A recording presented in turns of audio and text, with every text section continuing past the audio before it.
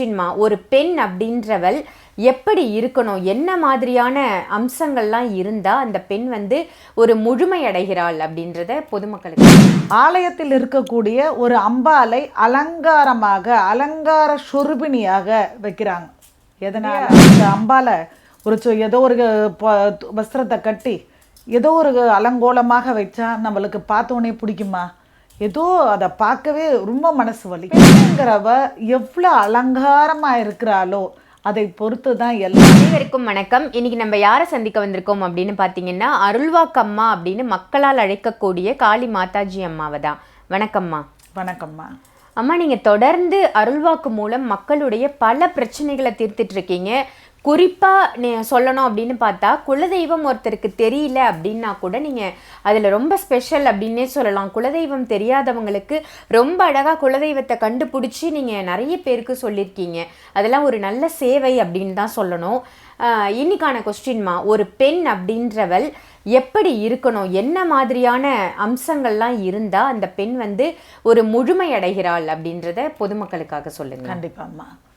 அனைவரும் சர்வ கடாட்சம் பெருக. தான் தோன்றி ருத்ர ஸ்ரீ ஷீரடி சாய்பாபா புவனேஸ்வரி கஷேத்திரத்துலேருந்து இந்த பதிவு உங்களுக்காக. பெண்ணுங்கிறவ சக்தி, பெண்ணுங்கிறவ அலங்கார சொருபினி. ஒரு பெண்ணுங்கிறவ எப்படி இருக்கணும் அப்படின்னா, பார்த்த உடனே தன்னை அறியாமல் கை கூப்பக்கூடிய ஒரு தன்மையில் இருக்கணும். அதாவது ஆலயத்தில் இருக்கக்கூடிய ஒரு அம்பாலை அலங்காரமாக அலங்கார சொருபினியாக வைக்கிறாங்க. எதனால்? இதே அந்த அம்பாலை ஏதோ ஒரு வஸ்திரத்தை கட்டி ஏதோ ஒரு அலங்கோலமாக வச்சா நம்மளுக்கு பார்த்தோன்னே பிடிக்குமா? ஏதோ அதை பார்க்கவே ரொம்ப மனசு வலிக்கும். அதே மாதிரி தான் நம்மளும் நம்ம வீட்டில் இப்போது அந்த காலத்துலலாம் பார்த்திங்கன்னா, பெண்கள் காலையில் எந்திரிச்ச உடனே வெடிகாத்தால் நீராடுற பழக்கம் உண்டு. நீராடி முடித்த உடனே அங்கே மஞ்சள் இழைக்கிற கல் இருக்கும். அந்த மஞ்சள் இழைக்கிற கல்லில் அதை இழைச்சி மாங்கல்ய சரடை தேங்காய் நாரை கொண்டு தேய்ப்பாங்க. ஏன்னா அவங்கெல்லாம் தங்கத்தில் போட மாட்டாங்க, கயிறு தான் கழுத்தில் இருக்கும்.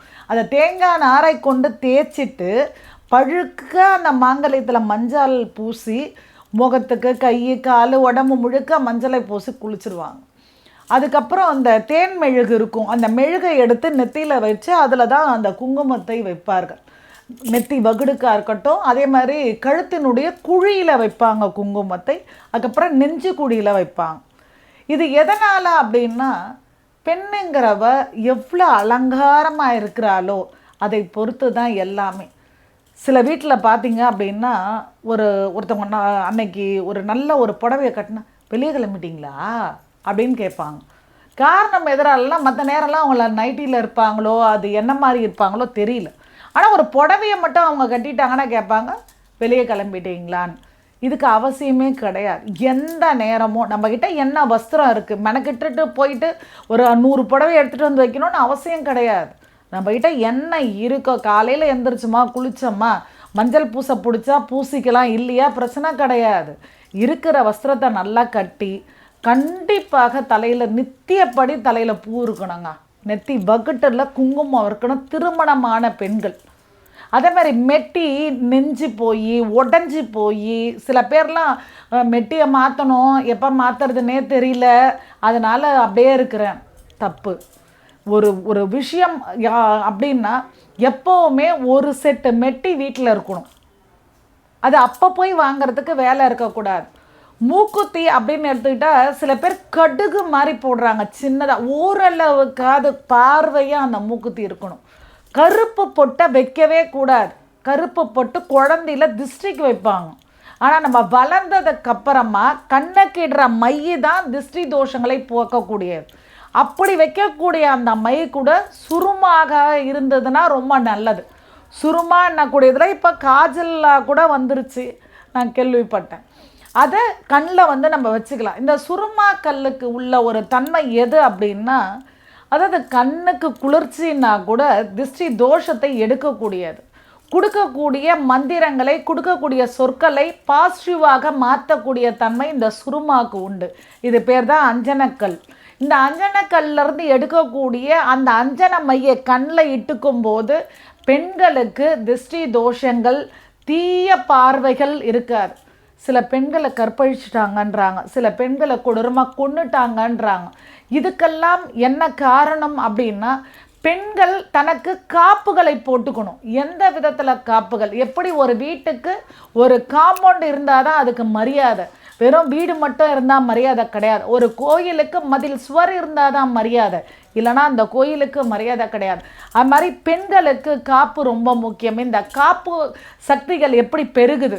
ஒரு ஆடவன் தன்னை தேவையில்லாமல் தீய பார்வையோடு நெருங்கக்கூடாதுன்னா எந்த விதத்தில்? கையில் மருதாணி கண்டிப்பாக இடணும். ஏன்னா இது இந்த கையில் இடக்கூடிய மருதாணியினுடைய தன்மையாகப்பட்டது காப்பு சக்திகளை பெருக்கக்கூடியது. கண்ணில் கண்டிப்பாக மை வைக்கணும்.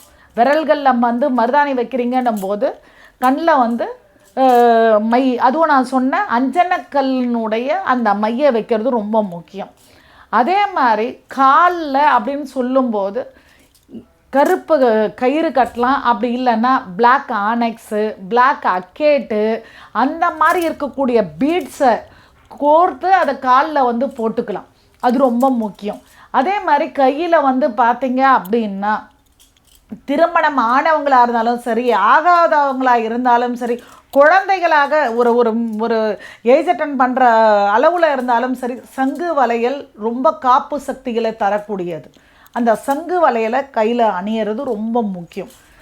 அதே நேரம் இன்னொரு விஷயம் அப்படின்னு சொல்லி பார்க்கும்போது, மாதத்தில் ஒரு நாள் கண்டிப்பாக கல்லூப்பை ஜலத்தில் கலந்து அதில் கஸ்தூரி மஞ்சத்தூள் ஜவ்வாதை கலந்து சிரசில் இருந்து அதை விடணும். அந்த ஜலத்தை அப்படி விடும்போது அந்த அங்கத்திற்கு காப்பு சக்திகள் வரும். பெண்ணுங்கிறவ சக்தி மட்டும் இல்லை, எல்லோருமே நினைக்கிற மாதிரி பெண்ணுங்கிறவ சாதாரணமான ஆள் கிடையாது. இப்போ என்ன, அதாவது வந்து முதல் காளி மாதாஜி அப்படின்னும் போது சில பேருடைய கற்பனை ஜடகடெல்லாம் வச்சு ஒரு பழுக்க மஞ்சள் பூசி பெரிய பட்டை அடித்து அதுக்கப்புறம் வந்து பார்த்திங்கன்னா ஒரு காட்டன் புடவை கட்டி அப்படியே ஒரு முக்கா புடவை கட்டிக்கிட்டு இருப்பாங்க அப்படின்னு தான் எல்லாருமே நினச்சாங்க. ஆனால் வந்து பார்க்கும்போது என்ன இது அம்மா அவங்க பயங்கர அலங்காரமாக இருக்கிறாங்களே அப்படின்னு. ஏன்னா நான் ஒரு குருஸ்தானத்துலேயும் ஆன்மீகத்தில் அருள்வாக்கு பார்க்கக்கூடிய நிலையிலையும் இருக்கும்போது நான் நலமாக வளமாக இருந்தால் தான் என் எதிர்க்க அமரக்கூடிய உங்களுக்கு அந்த பாக்கியம் இருக்கும்.